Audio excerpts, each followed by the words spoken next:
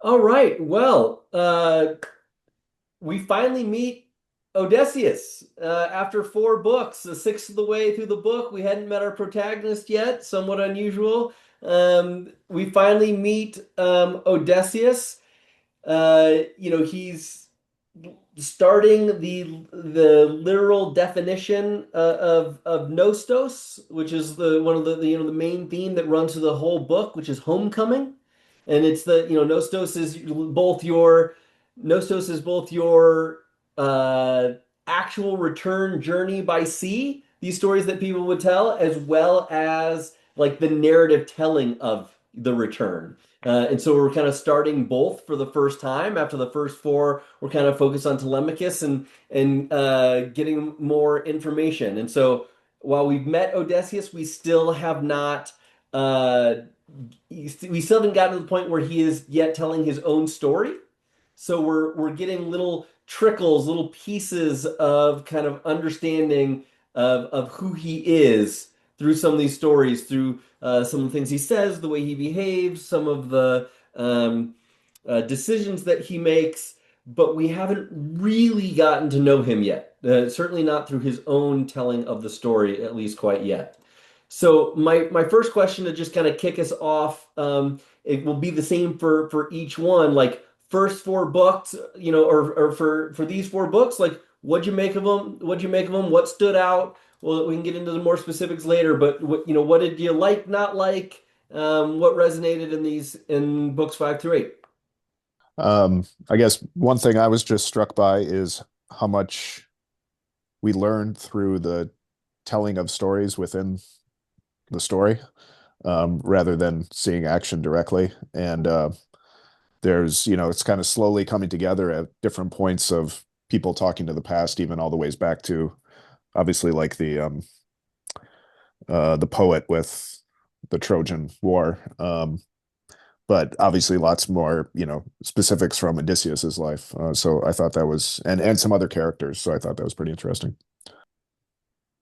Yeah, I that's like one of my favorite little like Easter eggs, and where you're like, oh my gosh, I can't believe they kind of did this way back in the day. Homer, the collection of poets, as we talked about in session one, like how they kind of figured out how to nestle some of these stories within stories, and it's like he asks the poet to tell the story of himself in the Trojan War. He's kind of like doing a Trojan horse, like within the castle, tell it's like very meta, right? He's like, tell the story of how that happened at Troy again, and they start telling the story like, well, Odysseus kind of snuck in through this great disguise, and like no one knows who he is, right? And he's crying, he's revealing himself little by little, but he's literally kind of masked at that moment. No one really knows what's happening. And so we get a poet telling the story within the poet telling the story a little bit.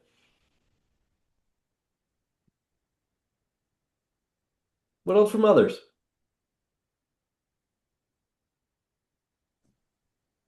I thought it was just a reminder of what a different life we live today than they lived.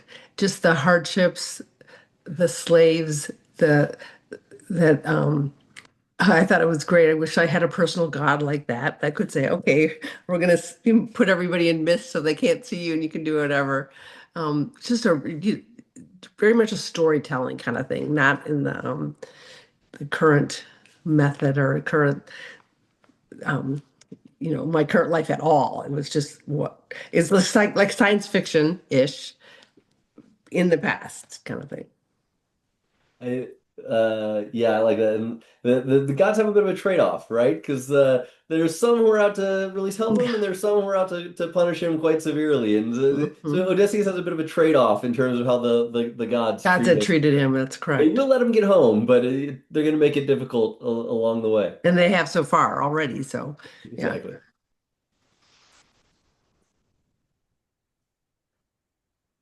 I was kind of struck by the description of the palace, sort of, that Odysseus arrived in. Just how not only were there a lot of slaves, but it was like the slaves were on display as part of the display of the wealth of the king. Like they were sort of a part of the entire, yeah, of just him showing off in some way. And similarly, even though they even before they knew Odysseus's name, they were still calling him stranger.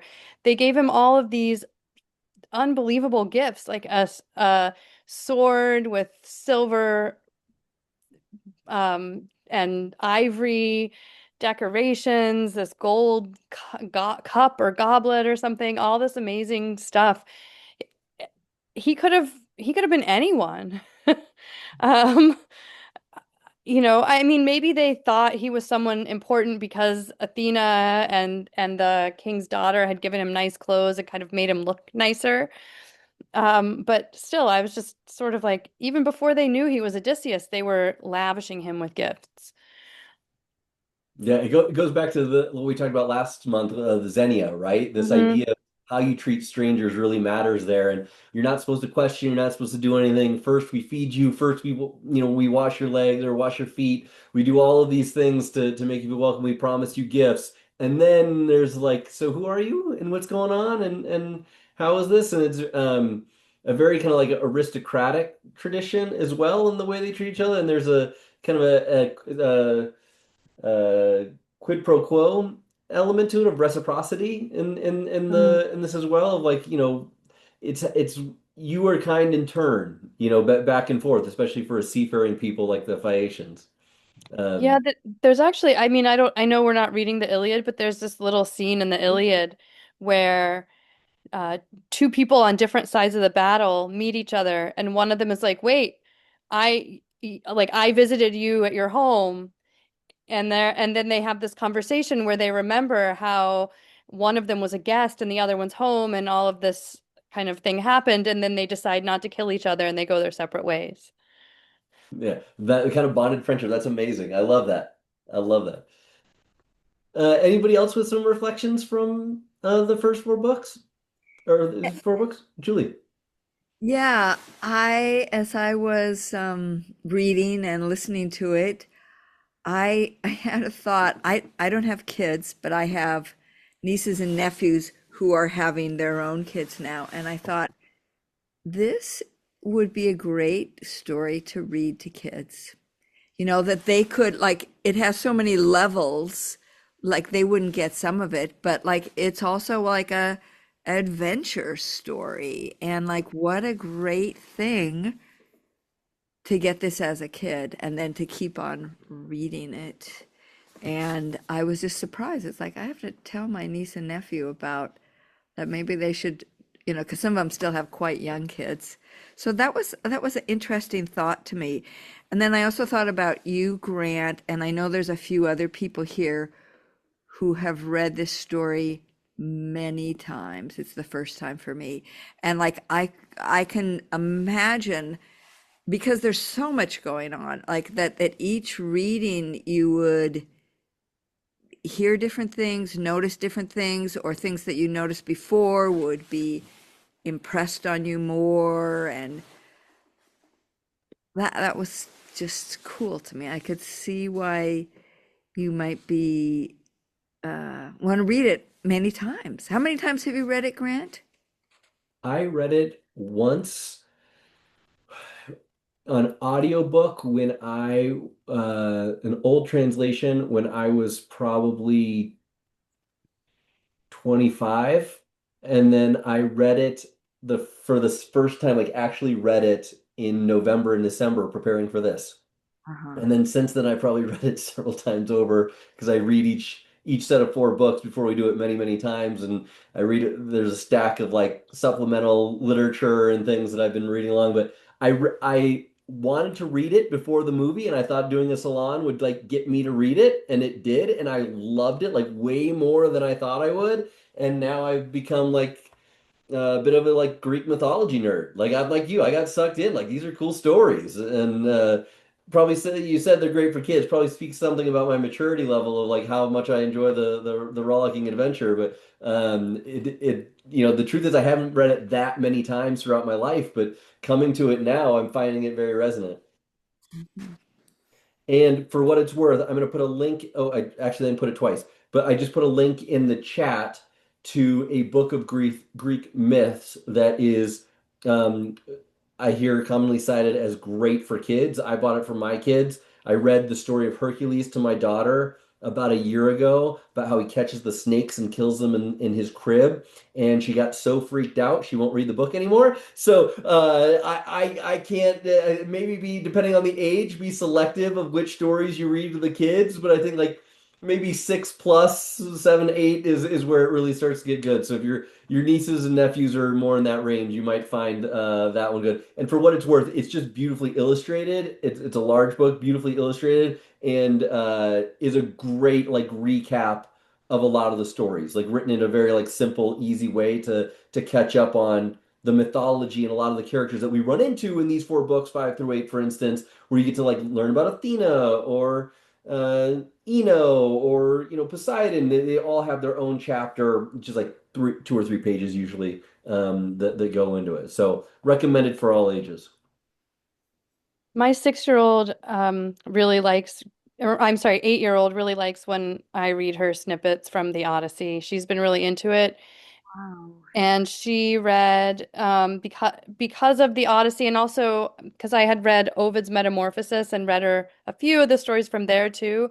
She's picked up this series of graphic novels by George O'Connor that called The Olympians, which tells a lot of the various stories of the Greek gods and goddesses from the Iliad, the Odyssey, Ovid's Metamorphosis, other books, just sort of taking from everything. And she's been like ridiculously into Greek mythology ever since. So it's to you're She'll be more well read than the rest of us.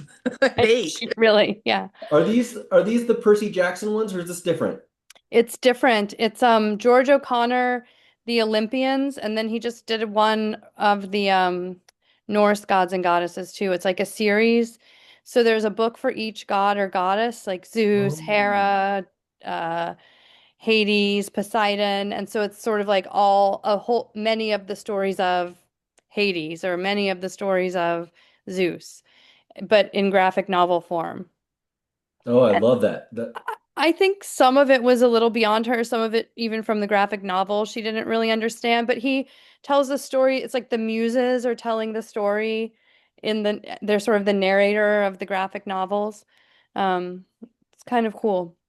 That's great. And for what it's worth, just because we're on the topic, I'll throw in 2 more for this. I mentioned Stephen Fry's book Odyssey. That's a great kind of retelling, and I like it because it kind of tells the story as though all the ships are leaving Troy at once, and he goes and tells the different Mm. stories of Agamemnon and his family in much more detail, and Orestes, and you get a lot of the things that are alluded to, like the Trojan horse, like a lot of things that are alluded to or very briefly mentioned in the Odyssey, he tells the full story. So you start getting all of this extra context that makes what's happening in the Odyssey so good. And he's got 4 books in the series. There's like mythos, like how it was all the gods were created, heroes about Heracles and all these other and then there's one I can't remember what the third one is, but there's 4. Anyway, those are excellent. And then I just read Neil Gaiman's Norse mythology, which was very fun to see, like,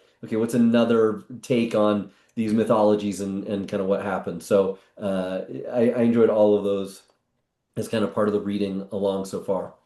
Paul. Uh, yeah, further to this discussion of gods, I guess kind of one theme that was really interesting looking at the 4 books as a whole was kind of 2 things about them. I mean, one, sort of how fate operates amongst them, right? Because there's a few mentions where they have to be resigned to do whatever Zeus decides, but then you also see other scenarios where they're sort of fighting against each other and taking different actions. And then there's, discussions of kind of like among the gods themselves of like how resigned do they have to be to fate also, even though they're the ones who are sort of enacting fate in different ways. And then the other element was like how then they interact with humans. And especially Athena keeps showing up. And a lot of times that's really direct, right? She's takes somebody's form and she's, guiding Odysseus or says something to someone. But I was really struck usually it's like, or she'll put a thought into his head, right? It's like he doesn't notice something and then all of a sudden Athena makes him think of it. Um, but there was this really convoluted part with Nausicaa or Nausicaa, where it's like she appears in a dream as her friend to make her think about marriage, which then makes, leads to washing, which when she wakes up, then goes to wash, which is all to, these like, there's like six steps to get her to be where Odysseus was sleeping and have her be able to help him. So I thought that was like, it seemed like a god could maybe have like found a little more direct way to help Odysseus out, but she had to take kind of a very indirect path there. Yeah. What's the phrase? Deus ex machina? Like everything aligns Ex just machina. perfectly Yeah. to make something happen in a story. It seems like Athena sets this up, like you said, it's very much intended to get to the outcome that we want, but kind of convoluted. Paul, tell me more about the your first point about the gods and their interactions, because I noticed that too, and I'm curious, like what jumped out at you specifically? What part of that story did you find most interesting? I guess like in book five, around line 89, uh Calypso talking to Hermes goes, my heart inclines to help you if I can, if it is fated. So it's like she has the inclination to help him. Um, I don't know. Is the if it is fated, is that if is that modifying the can or like how she feels about it? I thought that was interesting. And then, once she finds out what's kind of what his message is, a little bit further down around like 137 or so. Um, s- Still, I know no other god can change the will of Zeus, so let him go if that is Zeus's order.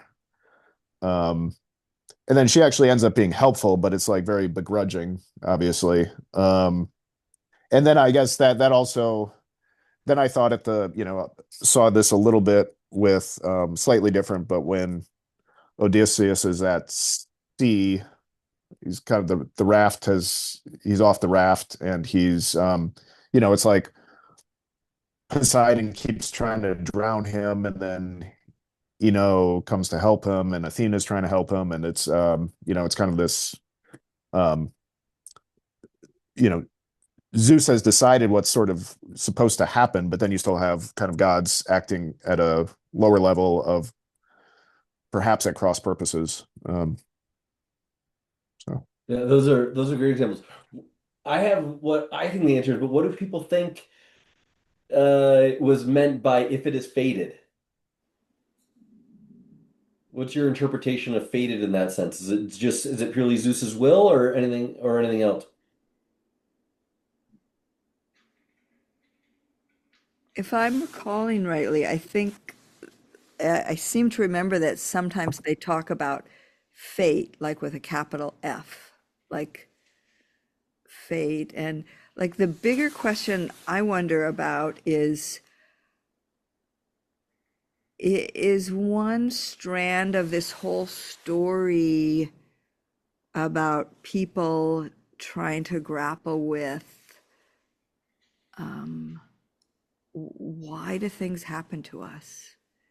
And the whole idea of fate or will or determination or free will, and even 3,000 years ago, and sometimes that it could be simple, because you did this, you're being punished, but like that thing of what Paul you said, like the daughter, and she, the six steps to finally get Odysseus to get some clothes and to get cleaned up. Like maybe is that people seeing, bigger chains of causality or trying to, like, I feel like we are still trying to figure out how do I help, my uncle who's a drunk stop drinking?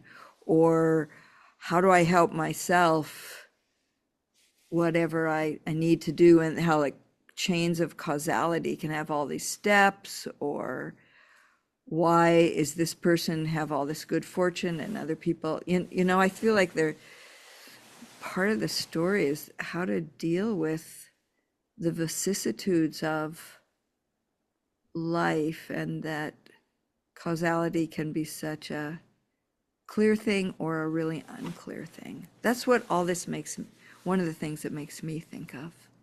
Yeah, absolutely. And throughout the story, if you remember the first four books, there's a moment where Telemachus is getting ready to set out, and there's this omen that comes, and some people interpret it very much as an omen, and some kind of wave it away of like, it's just birds coming by, and so there's so many different places where we want to prescribe meaning when it helps us. They don't want to prescribe meaning when it goes against what they really want, and I think it's a very human thing, and certainly in this of like, to what do I, you know the fact that one ship made it home and one ship didn't. I mean, at the most basic level, and the stories we tell to try and add meaning to that. I think very much a part of why gods are typically created and believed in.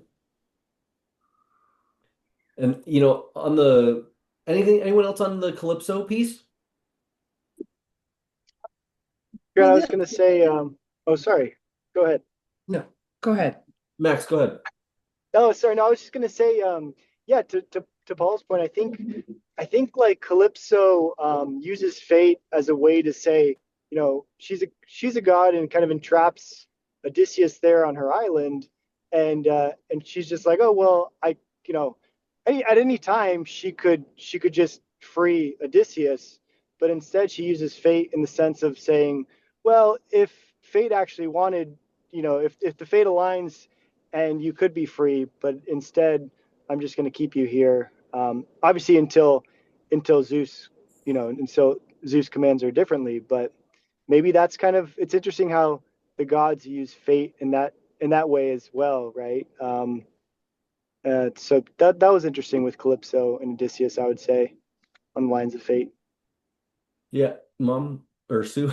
I think that the way I don't remember the lines or the specific books, but I think I remember like with Telemachus, um, way back when they were talking about like, well, I'll help you get here and get here and get here, but fate's still there. I think I remember that. And I even like with Athena this time, it's like, I can do this, but when you get back, then we'll see what fate has for you. So I think even the gods are acknowledging that we can't control everything and some things are just going to play out and we don't know what that is or control or just like think what we think of fate is like, I don't know. So I think they've referenced it many times that there's just some things they don't know and that'll happen when they happen. Definitely, and there's many references, and one of the ones in books 1 through 4 that we talked about was, the gates. Like, well, Athena at one point says, like, I can help you a lot. Like, if you die, you die. Like, I Right. can't help you overcome something. Like, there's a limit to even what the gods feel like they can Right. do and how they can intervene in some of these things. And I take the fate in this case to mean a little bit like if we go back to book one and that initial setup, we see like it's kind of the same way we start book five is Athena's kind of telling Zeus like, hey, it's time. Like this guy's suffered long enough. Let's get some things in motion here. Let's do some things. And so there's a sense of like, look, we all agreed he's fated to get home. He's gonna get here. And Poseidon even goes like, look, this is fate. Like Zeus said that he's gonna get back. I can't like win against Zeus. So like Zeus's voice in some ways I think of as like a stand-in. Like his decision is in some ways a stand-in for fate. He says that he's going to get him home. But then you have, Poseidon's like, okay, you'll get him home, but I'm going to make him miserable every step of the way. And I'm going to do everything I can to try and make him suffer. And fate may find some way to keep him alive. I know may throw the cloak and help him through, but like I'm gonna crush this guy against the waves as best I can and make him wish he was dead, type of thing. And so I think of the fate here is Calypso is hearing from Hermes for the first time, like Hermes, like what are you doing here? What's happening in this fate? There's these decisions out there that she doesn't know what they are, so she calls them fate to be like I don't know what's already been decided. And then in one of my favorite parts, did anybody catch her little diatribe at Hermes about the way the goddesses are treated? Yes. About all these, like when the men gods hang out with the humans, life is good, but when all the goddesses hang out with the humans, they catch shit. Yeah, I love that. And I thought, wow, feminism in the, Mhm. 3,000 years ago. Mhm. Whoa, that surprised me. But I have I one comment also, and one question, if I may, because I'm joining a little late and also my first time doing this. But why is Poseidon so much more independent? I mean, if everybody reports to Zeus, I mean, I'm thinking about a corporate structure here. I mean, if Zeus is at the top, why is Poseidon kind of going on his own and saying, "No, the guy's gonna suffer"? So I wasn't sure about that. Great question and welcome. I'm really glad you're here. So the Poseidon is Zeus's brother. So, brothers don't always get along a little bit, even though Zeus is kind of the top dog. And in this particular case, what we're going to learn in the next set of books, so it's alluded to here and it's mentioned in books 1 through 4 that the reason that Odysseus is being punished for so long and it's been so difficult for him to get home is that he basically poked out the eye of Poseidon's son, the Cyclops Polyphemus, and so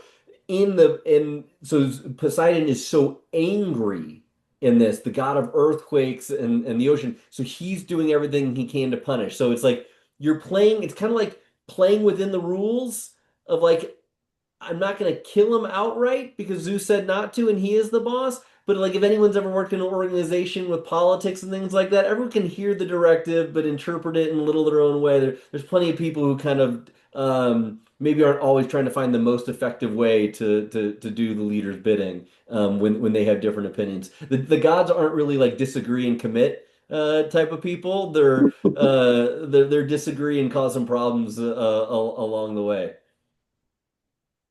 Good question. Travis, you were coming up?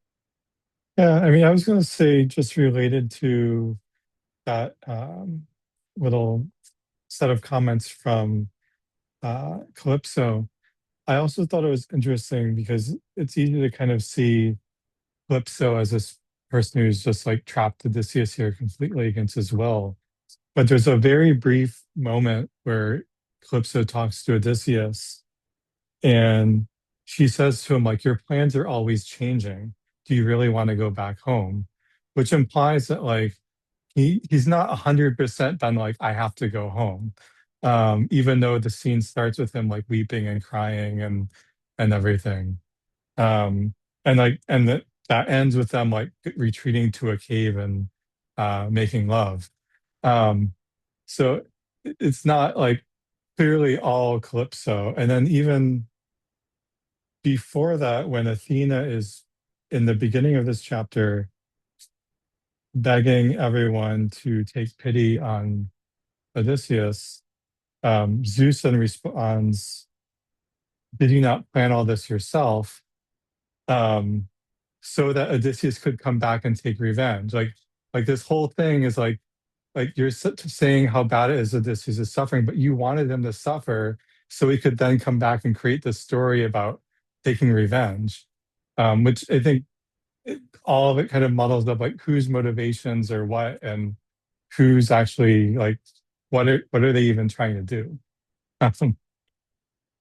I totally agree. That was one of my favorite parts. Is she's like, she does this really sarcastic thing where she's like, "Oh, the king should not be just and do these things because look at this just king and the way you punish him."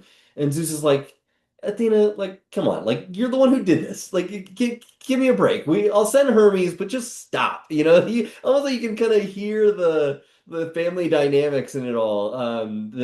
That I take is like the pettiness and in some ways like the immorality of the gods in Greek mythology in many ways. Like these are not gods in the way that's maybe in more Judeo-Christian sense is like a loving, kind, all-knowing, omniscient. Like it's much messier. These gods for sure. It's Travis. I know the exact same thing. I thought it was hilarious. John, go ahead. Yeah, I was just going to chime in because that reminded me of one of the quotes that jumped out at me. I think it's actually from the very end of book 8. But King Alcinous says, um, and again in a kind of meta way, that the gods devised and measured out this devastation to make a song for those in times to come. Um, so, he basically frames like all of this human drama as, in some sense, like having a literary purpose to it, and that the gods enjoy it. And I suppose 3,000 years later, we're still enjoying it as entertainment. So there's something to that for sure. Totally. Totally. And did anybody catch there's several how poets are talked about in this one? Like there's a poet here who gets a lot of praise.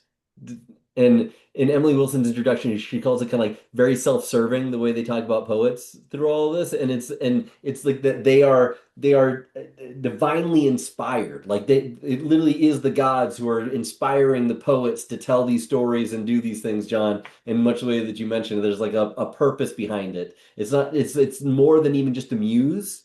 Like the gods move working through the poet to tell these stories in entertaining ways. Yeah, I mean, even this poet, the gods took away his eyesight and gave him the gift of being an amazing bard. And it's like the gift of being able to channel the gods and tell the stories is such a great gift that you have to lose something to get it.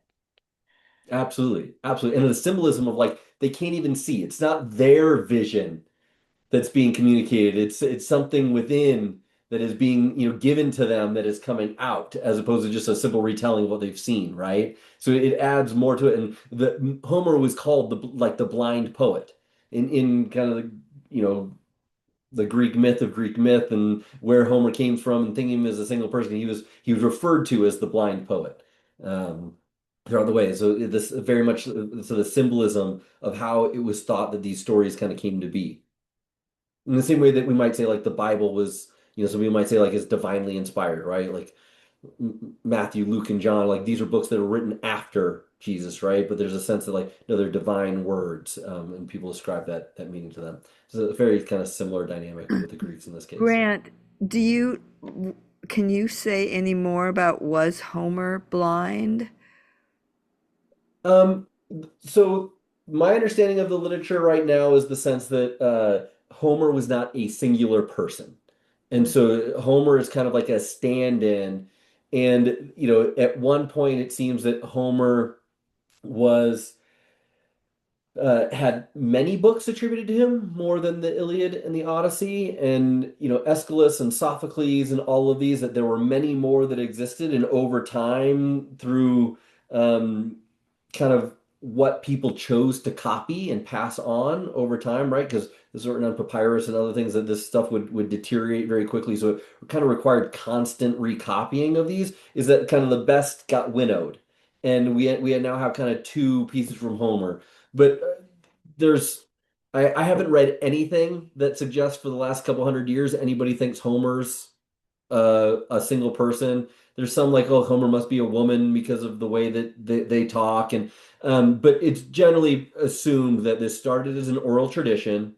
The stories were told, over and over and over, and then at some point there was a poet or a group of poets who were able to like reorganize these and kind of put them in a coherent form, and kind of tell the story in this somewhat spectacular telling and arranging of the stories, but very much of like these stories have been going on for, I mean, hundreds of thousands of years, and spoken over and over, and that what we have is like the kind of collection of stories as opposed to like a single author. I just wanted to add, just mostly like a subjective Please. reaction, but picking up on that theme of like how these, stories came to be and came to be written down. But like to me, I mean, other people have said this before, but like I continue to be surprised at like the quality of the material. I mean, given how ancient it is, like, I mean, I'm sure Emily Wilson's translation helps, but like it is very readable and like very engaging and very dense. And like you get the sense that like this isn't just like someone, primitively like attempting a first draft, like this is material that's been like workshopped somehow. And I guess that means like probably orally retold time and time and time again. And, it's like a comedian who's gone on tour and like they have their best material, really polished. So that was kind of like the sense I got that like there has to be some explanation for how this is so good. And it can't just be like one guy like, writing one page after another randomly. Like Funny. Yeah, kind of along the same lines, in some ways, I think, have you noticed that we have several cliffhangers kind of in the air right now? Like, what's going to happen to Telemachus? Right? There's some like boat of people from his town out waiting behind a rock for him to return to try to like capture him and kill him before he can come back home. Odysseus, everyone in the town that he's in has built up the story of Odysseus. Odysseus himself is overwhelmed with sadness, kind of, I don't know, PTSD, whatever it is, hearing the stories being sung about his feat, like his feats and fighting in the war. And and they're singing about like there are other stories. There's the story of Agamemnon's daughter who's killed. There are so many other stories that they could be singing about, but all the stories that they're singing about involve Odysseus. And now they've just asked him at the end of book 8, "Who are you?" There's just I'm sure there are more cliffhangers that they've already kind of dropped and let go, and I just don't even have them in my head right now. But speaking to, this is just a masterful piece of writing. So many cliffhangers. And one of my favorites that is here is they're giving a I love that Colleen. And you're right, it is. It's like, man, did they serialize this? Like, is this a setup? It reads like a Holmes thing that, like Conan Doyle would publish like a chapter and keep you waiting to know what's gonna happen. Is Yeah.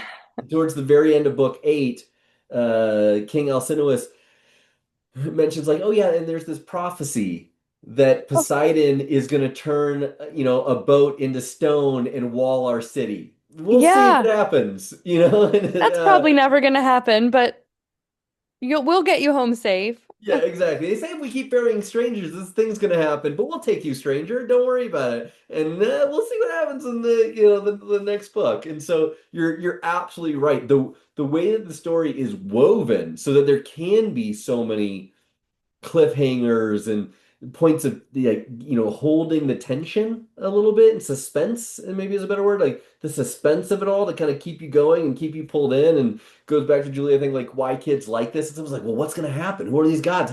How are they going to intervene? And there's a rationale to it that we can all kind of attribute, but it does seem kind of magical and mythical, and the laws of physics could be defied at any time. We literally have ships who sail themselves to around the sea. So it's like there's so much going on that captures and keeps attention like that.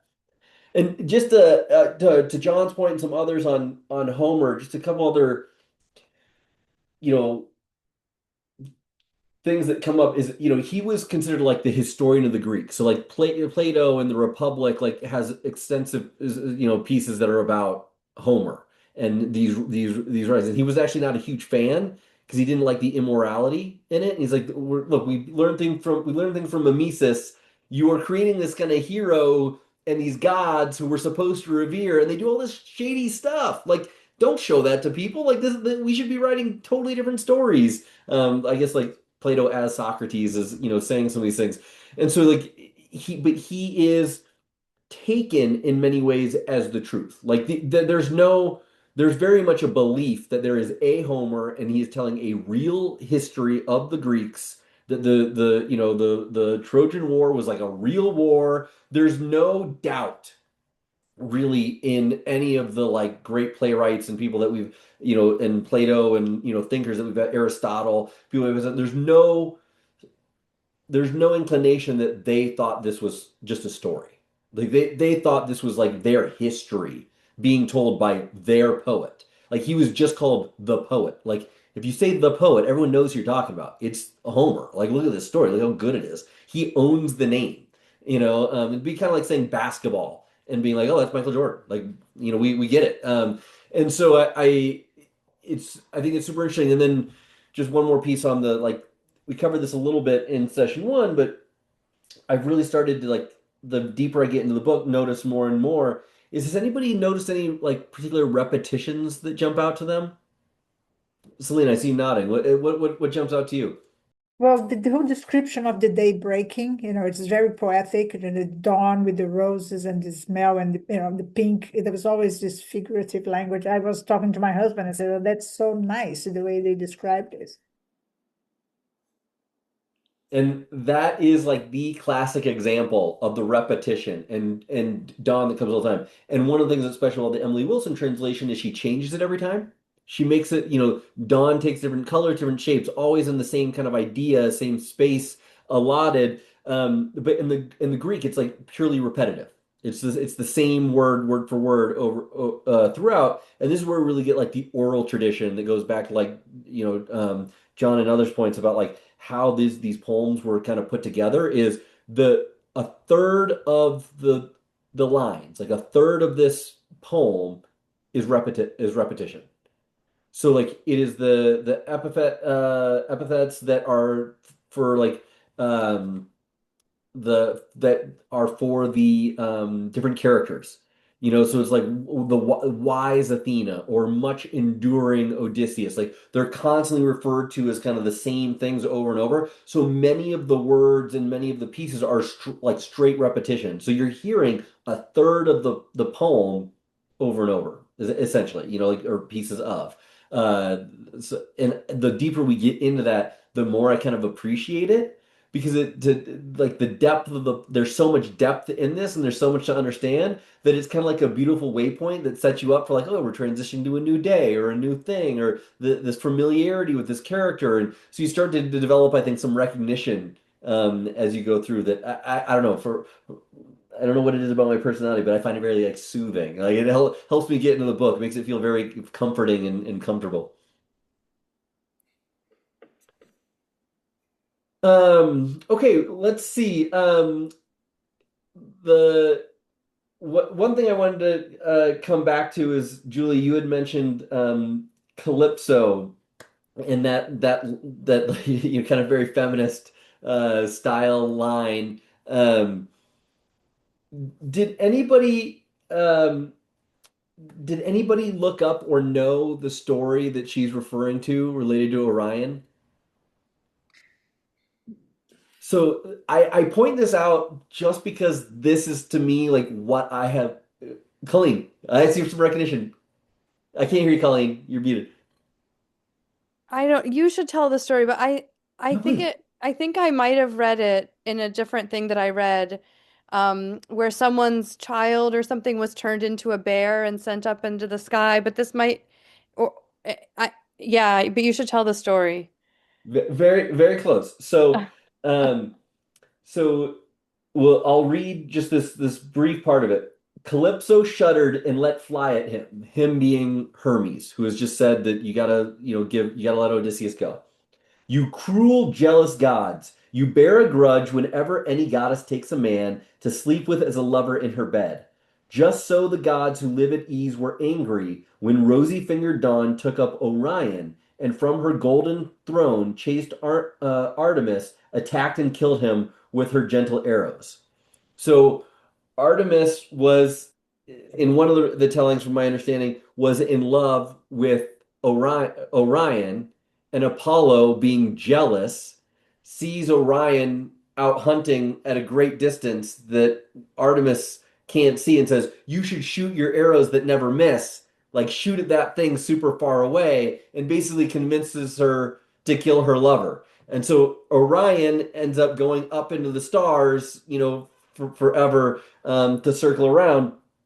And the reason I tell the story is not because I find the Orion story so interesting or whatever it is, although I think it is, but just how many of these little um, like one line, two lines of the poem take you so deep into Greek mythology in all of these. And so you can imagine going back to the kids, the oral tradition, all this, sitting around a fire, the bard is telling the story, and he's dropping in all these hints to things that you know, right? And these stories that are very much a part of you, that you know the history, you know of all these relations. And I find it a one really deep. The first time I read the book, I couldn't catch them all. Like I just like, and I'm sure there's still out that I haven't caught. Like it just kind of like moved past me. But I do think this is one of the reasons why the book stands so much rereading, is because you start to go like, wait, I don't really get that reference. And you type it in a chat GPT, or you get out your Edith Hamilton mythology, or you get out whatever it is, and you go look up that little story, and you're like, oh my gosh, like what a cool reference and kind of like woven story there. So I just wanted to point that out as like one of the examples in the book. And I'm curious if anybody knows how that kind of those kind of references relate to Ino and her role in getting Odysseus to safely onto shore. Does anyone want to tell us, like, remind us, like, what that part of the story is about? So remember, Poseidon has wrecked Odysseus. He's out there, and then what happens? Like, who comes to his rescue just as he is about to drown?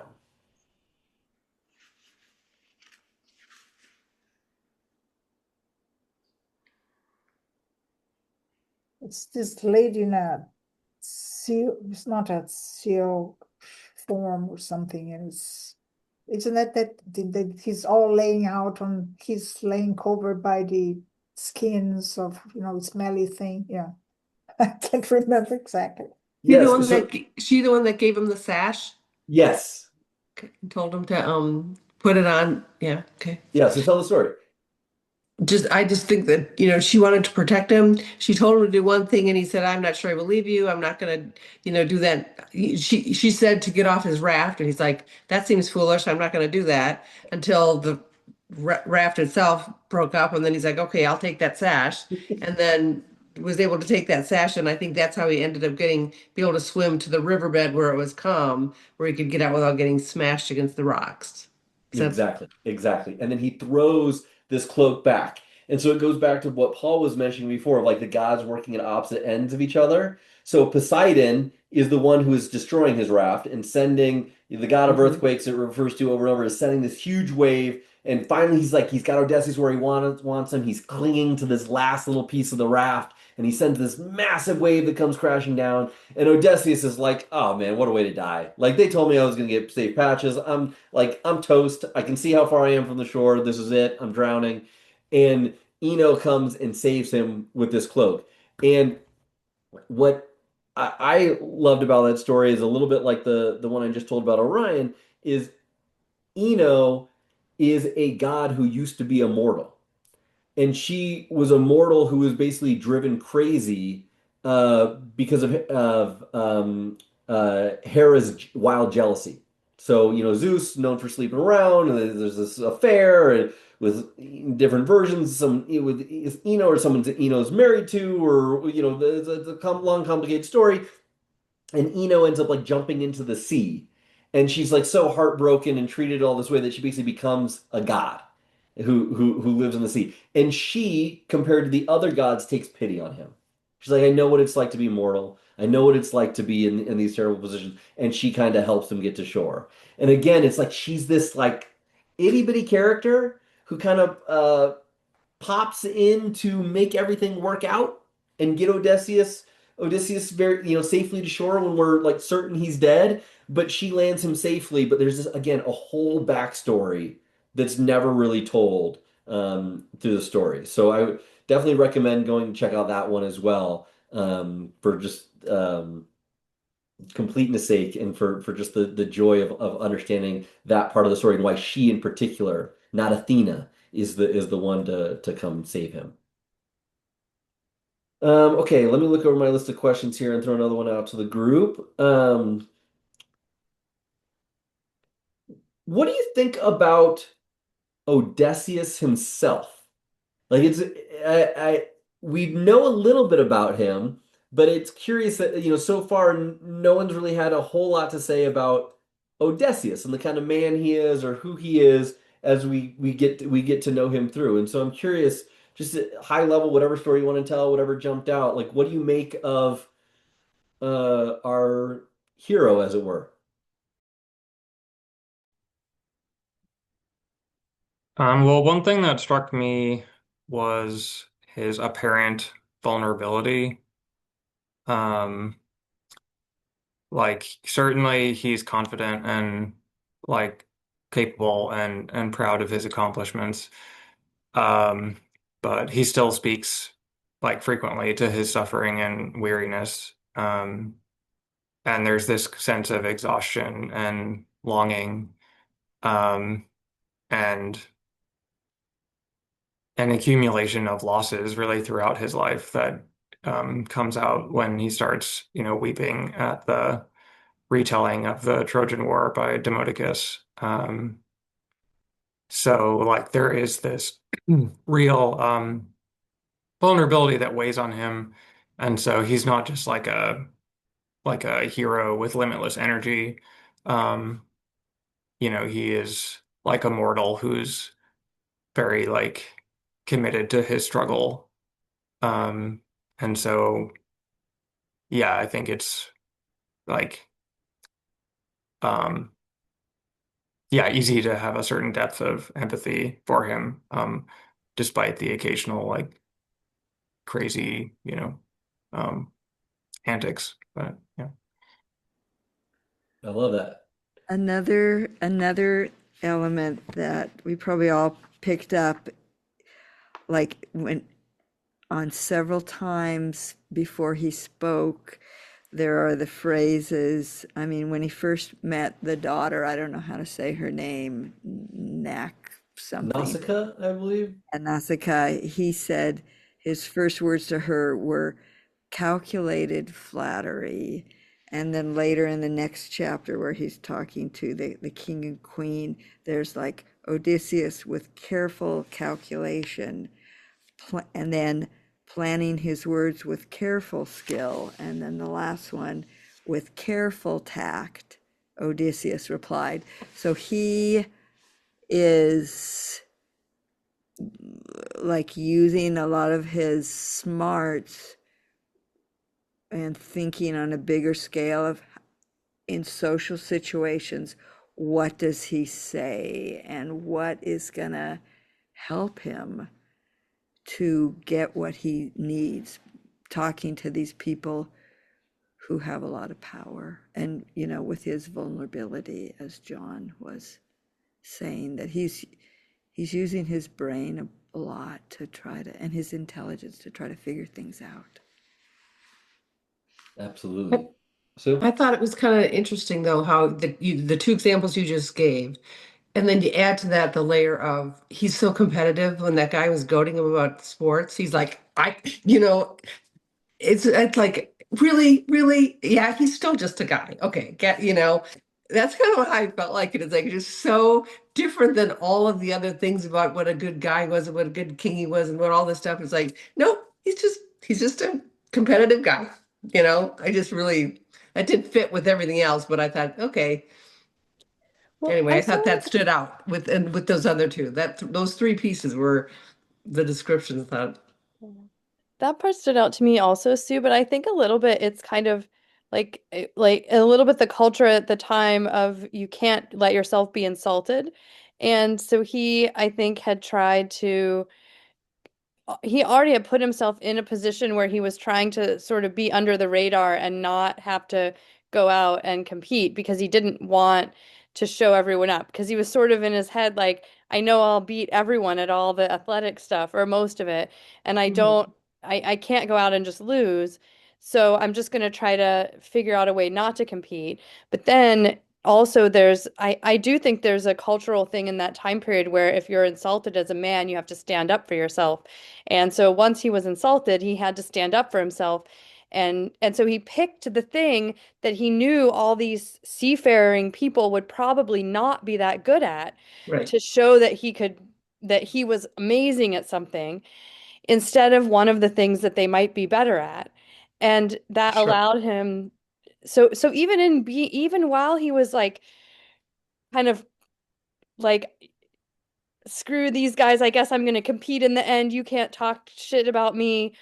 He still was kind of sneaky about which was the athletic event that he would do, that he would show off in.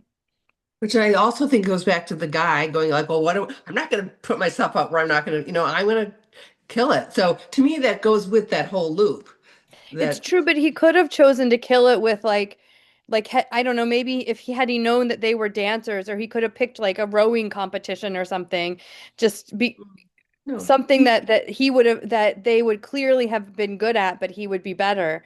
And I think he purposely picked something he knew they wouldn't be good at. I totally agree with you. I'm agreeing with you, Yeah, okay. which is part of what him being the show off is what I'm Yeah, saying. yeah. Yeah, Yeah. absolutely.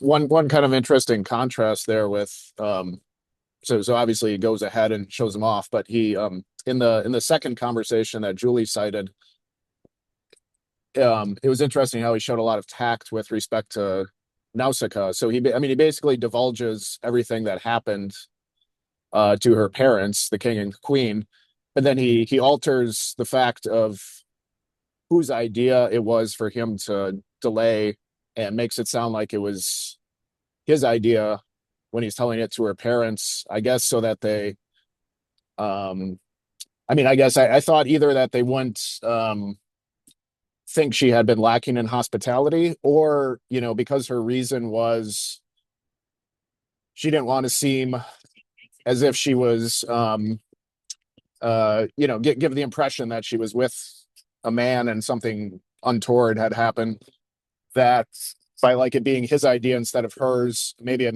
like preserves her as a little more innocent still, and like less worldly in her parents' eyes, or something like that.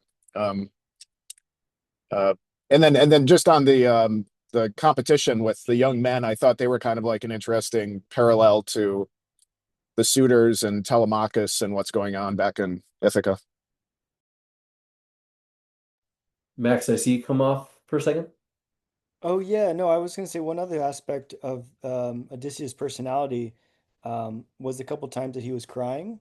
Kind of created that vulnerability I was thinking, because it specifically says that Alcinous saw his tears, right? And so it's like I pictured, Odysseus being cunning and it and in that aspect of it, but then also his emotions got the best of him in those scenarios, and he couldn't hide his tears from even most everyone besides Alcinous. And that's an interesting one too, to see why in the first time that Alcinous saw his tears, he didn't really talk about it, right? Like he could have, he obviously did at the end, but he didn't do it at that part, which was interesting. Maybe that tells more about Asinius's character as an individual. But yeah.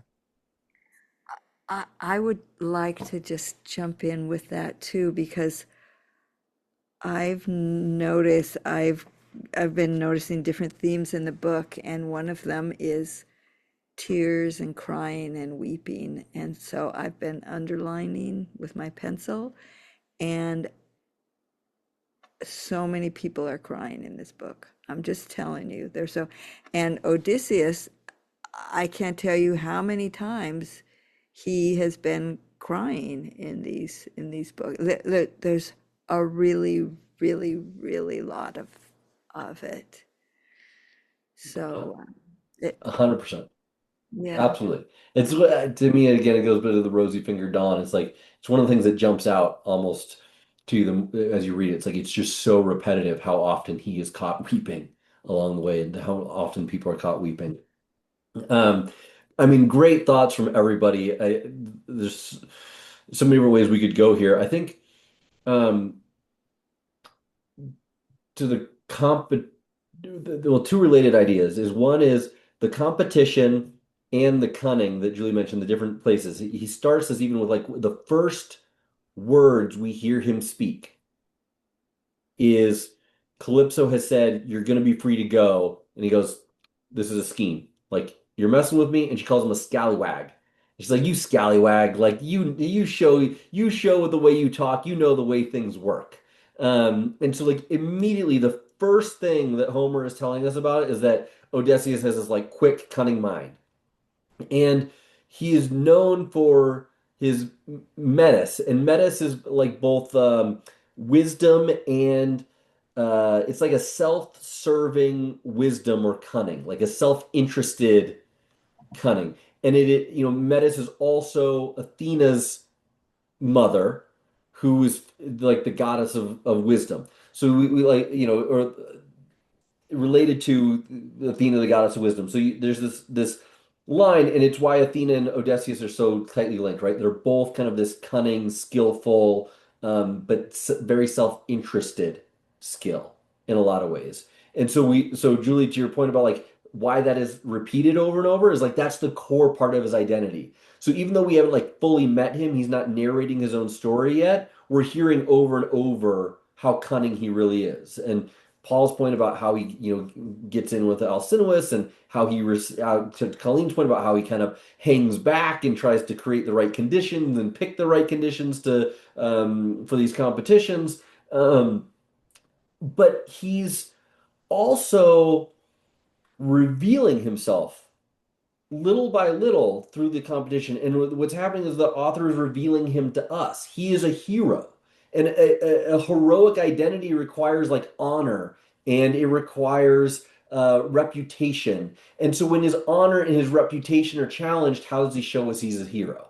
He defends his honor, he defends his reputation, he shows what he's capable of. So even though, again, we still have not like met him in the truest sense, like we might think with other stories, we haven't let him really speak for himself yet. We haven't gotten into his inner thoughts. He hasn't told us the story of how he's ended up here. We're still away from those things. His identity is still in books 5 through 8 really coming into focus. We're hearing about all the endurance and suffering that he's gone through. We're learning that that's a core part of who he is, much enduring Odysseus. We're hearing about cunning Metis, Odysseus as like the core part of his character and his smarts, that he always knows just what to say. So he always can win. Like whatever challenge comes up, he knows just what to do to win. And then this is a little bit of foreshadowing for the next set of books where he's going to go and he's going to tell us how he got in this predicament much more. And we're going to go see him on the island of the Lotus Eaters and with the Cyclops and with these other things. But he's not a particularly humble guy. And so like we're gonna realize pretty quickly, like it is actually part of his character that he's telling you. This isn't just like I'm a guy, like this is Odysseus the guy. This is the hero who can't help but brag that he's the one who poked out Polyphemus's eyes, and so he taunts back from the ship and puts himself at risk.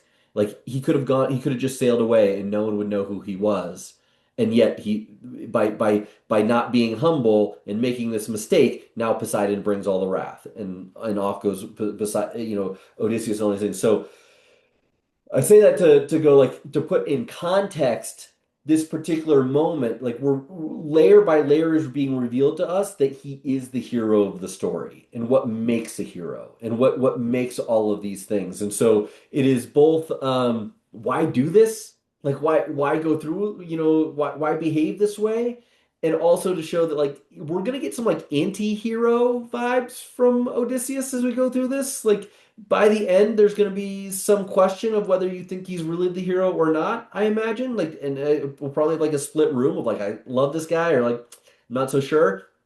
And I think that this is where we start to see it in these books start coming out. Getting into the core of who he is and some of these other pieces of his character that will pop up and haunt him, as we continue to go on. Julie. And I just have to say, okay, we could all maybe memorize the very first line of the book in this translation. Tell me about a complicated man. Yes, that's a great line. I love it. Whoa, it just feels like you were just laying out. Tell me about a complicated man. It makes me, I'm not going to look at it, but it makes me want to read the last stanzas of the book and just see how, how. Oh, so you don't know how it ends yet? I don't.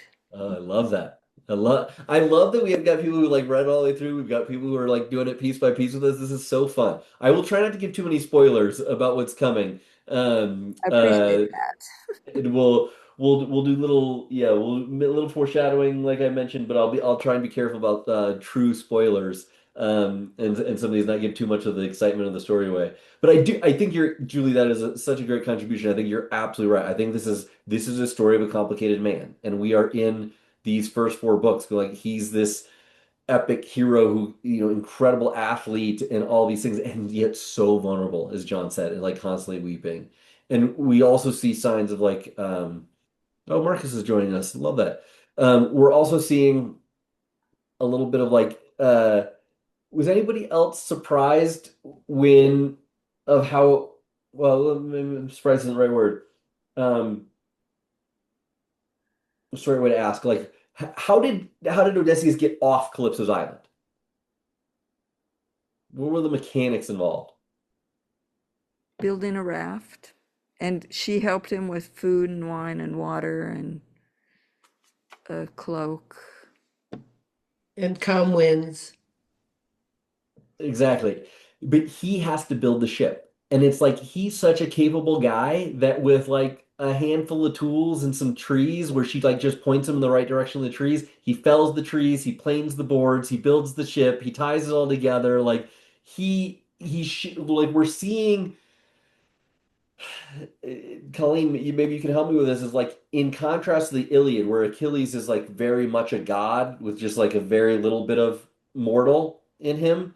Odysseus, Iliad is like very much the gods are involved in very concrete ways. This is like the story of a man, a very capable man. He is not a god in himself, but he's clearly superhuman in some ways in terms of like his pure capabilities. And I think that's I don't know if you have anything to add from compare and contrast the Iliad, but that is one of the things that I like about Odysseus is like he's still human, but he's this human that's capable of so much that is like kind of grips you.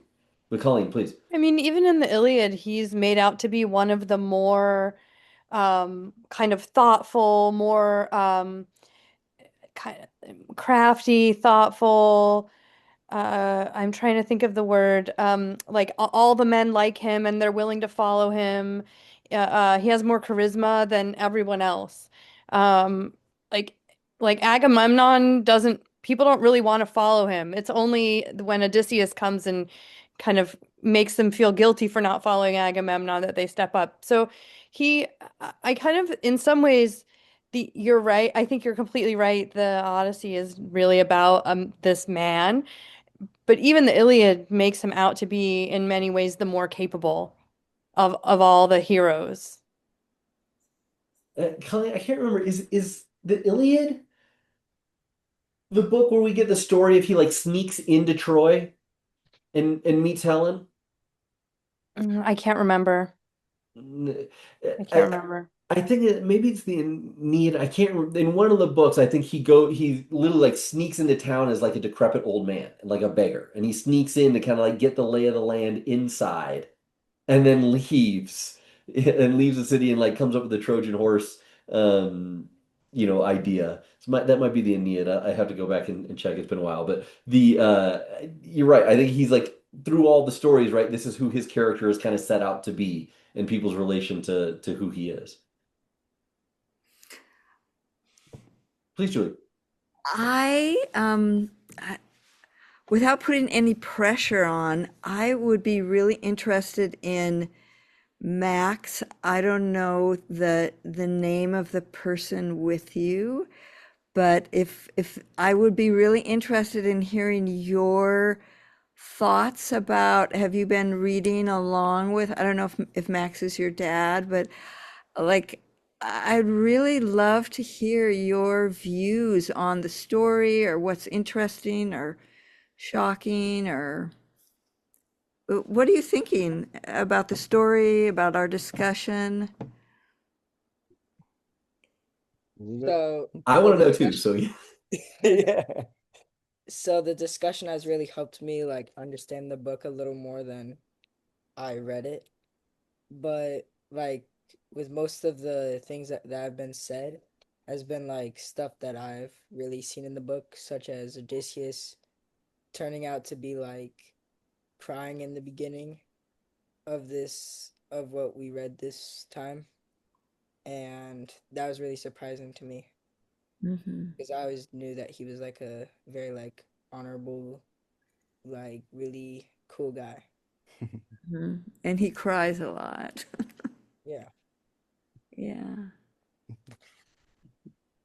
Anything else Are that you you, enjoying the book overall? Yeah, it's a really cool book so far. Looking forward to the rest of it. I love what do you think about all the parts about the gods and the goddesses and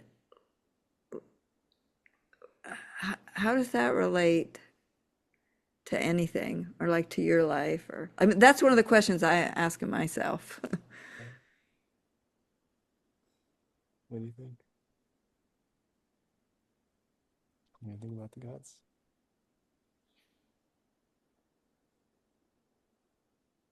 Nothing yet? Nothing yet, I don't know. Nothing yet on the gods? I don't think so, but But they're definitely very, very emotional. mhm. Well, thank you for contributing. We're always welcome. We love for you to chip in whenever you got an idea on your mind. And I think it goes back to the age group thing of like, this is a rollicking good story. Like what, whether the gods mean anything to you, it's just a fun story, right? It reads a little bit like a comic book at times. That sucks you in. Um, okay, so we've got just a few minutes left. Let's see here. Well, maybe I'll open up the group. Is there anything that we haven't covered yet? Everyone kind of picks up. John, did you come off mute? So, yeah, well, um, so it struck me that like Phaeacia is, called in the chapter title a magical kingdom. So it's quite ambiguous whether this is supposed to represent a possibly real place or a totally idealized, fictional, almost utopian kind of place. And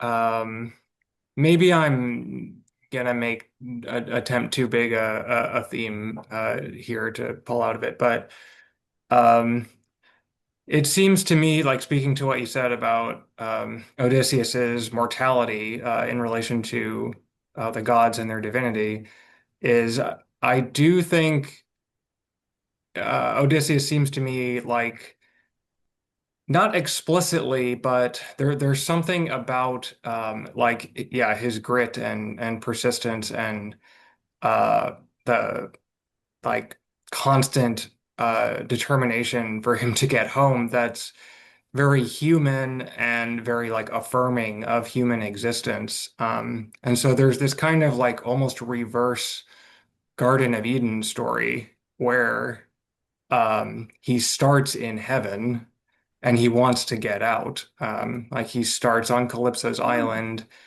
He's immortal. He's in some sense he's offered um, to live like a god with a beautiful goddess forever. And he says, like, no, this is not what I want. And so he's like going to fall to Earth, back to Earth, and that's where he wants to be. Um, and there's even something out passing through Phi, I'm not sure how to say this, Phaeacia, that it's almost like a magical stop where a different type of character might be tempted to stay. Like they might be tempted by the king's beautiful daughter and the wonderful hospitality and what appears to be like a perfectly ordered kingdom. And uh, Odysseus just remains laser focused on like, I need to get home. And like, the only thing I care about is the assistance that I can potentially secure for my journey. And like, that's it. Um, so yeah, like it's like he has no interest in divinity or and like wants his full humanity, which I appreciate. No, I love that. Anyone want to respond to John or build on what he said? I love that you brought that up because that does seem like a major theme, another theme of the book of the world of the gods and the world of us down here, and showing different sides of both of those worlds and how much he values the human world. And like almost, I know that it sounds like, a lot more complexity of who Odysseus is going to be showing up, but it also seems to show the greatness of being human. So I really appreciate you. I hadn't thought about that. But John, sorry. no, no, Susan, go I ahead. agree, John. I hadn't thought of that. That's a really great way to say that. And I hadn't put those two things together. But what comes to mind is a couple times they said something about, get back to the place for the people that you love. But they also said, back to the place where people love you. And I think that is the circle that I think is really interesting about it, like as in the mortals and what's important and what's it like to be mortal. Just that it's a circle. It's the not only do because like Calypso loved him, but it wasn't enough, and he back and forth. So just that point that back to the place where people love you too. And then besides love, is there a need for admiration and and celebration of his achievements? That's what he's essentially looking for, and that's where he's gonna find the most appreciation for his actions or acts. I don't know. I haven't seen the rest of the book yet. Mhm. Yeah, I think it's a great point that John brings up, and the additions from the group is I kind of think the same thing, the sense that he wants to go home. The question that I think motivates the entire book is why doesn't he choose to be immortal? Like it's actually like a huge pivotal question that's written about in the literature a ton. It's like, why would you not choose to be immortal, live on this like verdant, island with a beautiful goddess who never ages? Like, what is he choosing? What is he wanting? And there's he wants to return to society, and he wants to return to civilization. And the story seems to be saying something about what society and civilization offers. And I think that's what you get, John, with potentially this like um, Phaeacian kingdom that exists in a sort of liminal place. It is mythical and also his first reintroduction society. It's like a gentle landing spot on the way back. It's reintroducing society in part, but this kind of utopian society, as you said, it's not all the way back yet. And he's craving to kind of complete that arc. And in it, we get our word nostalgia from Nostos, homecoming. He's literally on the coast crying as we open book 5, nostalgic for the homecoming, for going back home to who he is and what he is. And I think of it as not just like, okay, it's society, it's who he, to Celine's point, who he is in society that he wants to return to. I think it's like, and it to me, it like very much comes back to like identity. It is like he is trying to recapture not just home, he's trying to recapture identity. And identity is relational. He is a husband and a father and all these things, but it's also like deep part of his character that can only be expressed through his like actions and doing things like building boats and playing games and doing all of these things. Like his humanity and who his identity is revealed through his action and through his moving through the world and doing these different things. And so I think you pick up on a really key and crucial part of like what this story is all about of this and this fall. And it's interesting because we're going to see him go to hell as well at one point. So we're going to see the three dimensions and how he navigates among them. And so it's a wonderful maybe note to end on, unless anyone wants to jump in with a last thought. But John, I think that's a great summation and kickoff for where we go next. Well, when he's talking to the daughter of Alcinous, when he first meets her, he says something that just really relates to this. He says, "So may the gods grant all your heart's desire. a home and husband, somebody like-minded, for nothing could be better than when two live in one house, their minds in harmony, husband and wife. Their enemies are jealous, their friends delighted, and they have great honor. I sent that to my wife, hoping to earn some brownie points. Max. Oh, okay. Well, Julie, what line is that? It's on page 203, 180 in book 6.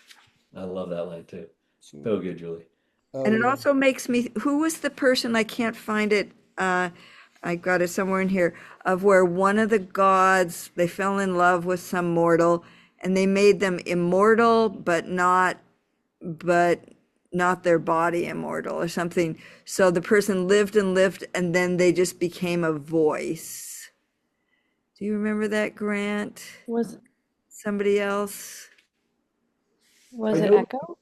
Yeah, I Was think it it's again, Echo Glenn? and Metamorphosis, right? And Ovid. Maybe it was somebody in here and it was mentioned. Yeah, I'll have to look it up, but Yeah, do come back to us on this. At one point, like Menelaus is going to die, but he's going to go to the Elysian Fields, and so like he's been promised that as kind of like a relation of Zeus, son-in-law, to Helen. So he gets to go there and live forever, essentially, even when he dies. But that might not be who you're referring to specifically. I'm sorry, I don't remember. yeah, I'll look it up and find it. I, Max, you want to say something? sorry, no, I had a question on. I mean, I would have rather let. I'm fine with just stopping at what John said. That was beautiful, but Yeah, my you got a question? question. Throw it out. No, my question was the story with Hephaestus and Aphrodite and Ares.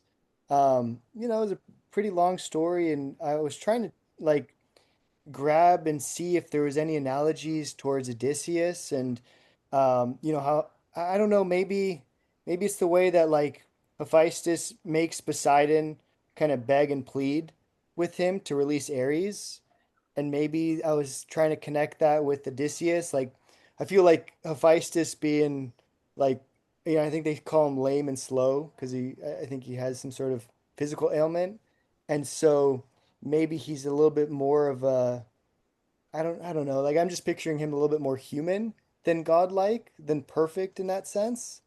And so that's kind of, I was just trying to pick up like the story, right? Like why does the poet sing this story Hmm. that goes on for a couple pages, and how does it relate to Odysseus and just the story we're reading? But I didn't That's a know. great question. I don't know. I got to go back and look that one up.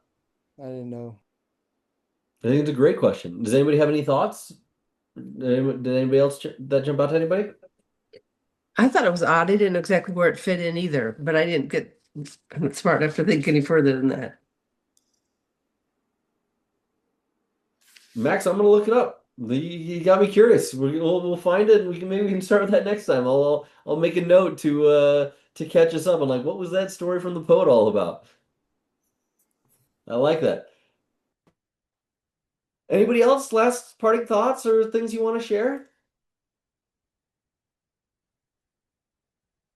Okay, well, with that, I'll let you go. The next four books are uh, quite fun. Odysseus is going to set out from Phaeacia, first he is going to Colleen's cliffhanger point.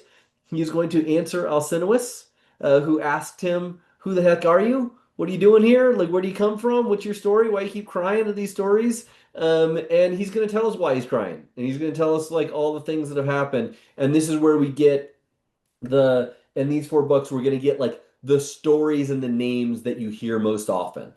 Circe and Scylla and Charybdis and the where Cyclops comes from, and you're going to get a lot of these stories coming through, and those will make the other stories in the Greek mythology, like Jason the Golden Fleece and others, more relevant too, as there's a lot of overlap.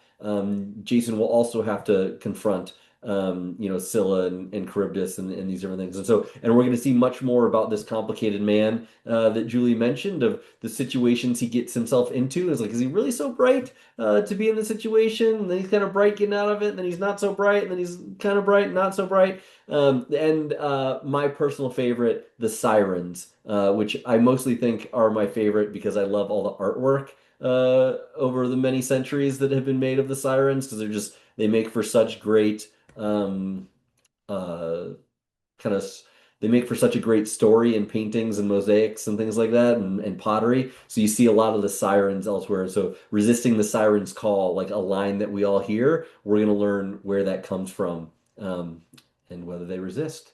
For those who haven't read the book. So I look forward to doing that with everybody. I look forward to this every month. Thank you all for coming. Also, if you can email me, there's a Discord channel where people have been sharing some different things. So if you're on the Discord, there's a special Odysseus channel.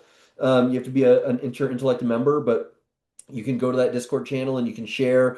I throw some different articles in there or other things I've read as we go through. And then, I if you go to the landing page, you can read a little bit more about me and like my Substack, and like I publish essays for each one of these that we do.